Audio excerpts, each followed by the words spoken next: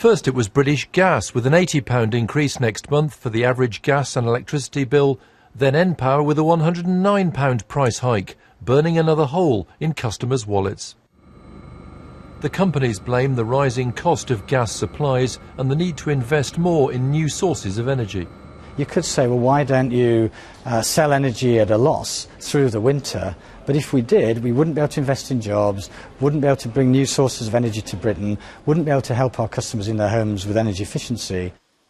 The explanations are no consolation for Heather and Gabriel Mansolini. They're retired and are in poor health. They've been struggling with the bills as they are now, so news of next month's price rise hasn't gone down well. These bills keep going up. And also I think these companies are greedy anyway. I mean, they made a lot of profit, you know, and it's profit, profit, profit, but they don't give anything back to the people.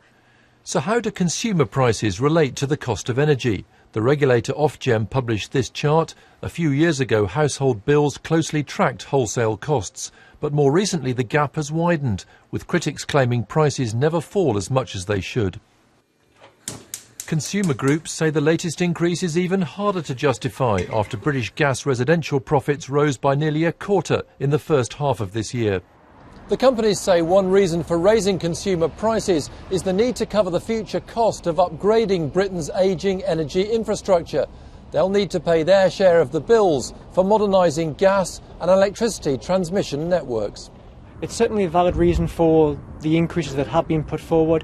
You consider the extent of investment that's needed in the UK energy sector, both in terms of new power stations, but also with regard to the actual transmission and distribution infrastructure, just actually delivering the gas and the electricity to customers.